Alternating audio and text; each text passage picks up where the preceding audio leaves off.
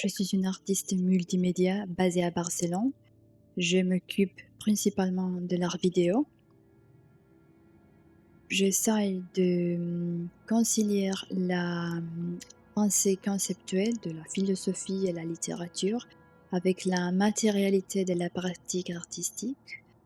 Et c'est pour ça que je travaille toujours avec des matériaux très sensoriels, comme le tissage ou la calligraphie. Et je cherche de les combiner à des pratiques numériques comme l'animation et l'édition audiovisuelle. Et en faisant comme ça, je cherche de concilier et la pensée conceptuelle avec la sensorialité du corps. La pièce s'appelle Tejer un cuerpo, tisser un corps, et il s'agit d'une installation projetée sur une surface tissée à la main. Les projets surgissent de deux questions. La première, c'est comment imaginer le propre corps au-delà, en dehors de patriarcat. Et la deuxième, c'est qu'est-ce que se passe si on essaye de tisser le propre corps. J'ai pensé à le tissage comme une métaphore de la construction de soi-même, de le propre corps, parce qu'il s'agit d'une pratique évoque la tactilité, mais aussi l'idée de transformation, que c'est très important dans ces projets. J'ai cherché de croiser la pratique artisanale de tissage avec la pensée féministe des philosophes comme Catherine Malabou. Et j'ai pris son concept de plasticité. La capacité de transformation, c'est inhérente à toute forme de vie. Et notre cerveau, notre corps peuvent recevoir et donner forme, mais ils peuvent aussi se rebeller contre l'idée de suivre un seul modèle. Et je pense que ce concept de plasticité, c'est très important pour penser l'érotisme parce que les plaisirs de notre peau ne sont pas seulement déterminés par notre caractéristique biologique, on peut les construire. Et je pense que ça, c'est très important comme une place pour la résistance. Quand on connaît comment se construit le propre plaisir, on est capable de dire non à des violences sexuelles qui s'exercent sur notre corps, spécialement les corps des femmes, les corps racisés et les corps trans.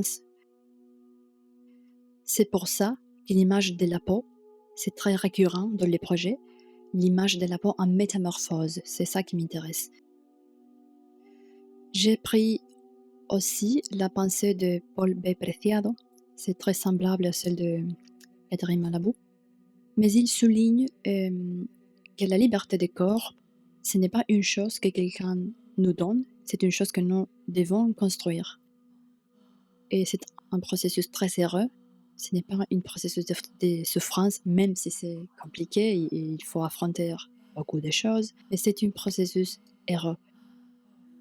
C'est pour ça que je pense que tout ce processus de se construire, c'est très bien exprimé par la métaphore du tissage, cette idée de ourdir la liberté affective et érotique de notre corps et après et tisser tout un réseau pour l'habiter et surtout d'un point de vue heureux et radical.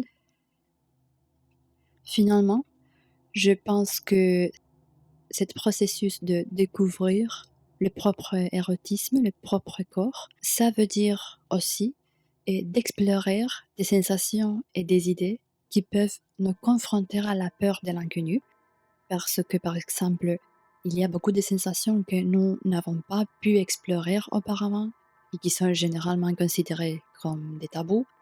Et alors, tous ces processus, même ces erreurs, c'est complexe et il implique d'y aller au-delà des tabous et d'embrasser l'inquiétant et l'étranger. Et c'est pour ça que dans les images de l'installation, il y a cette côté inquiétante, cette côté un peu obscur.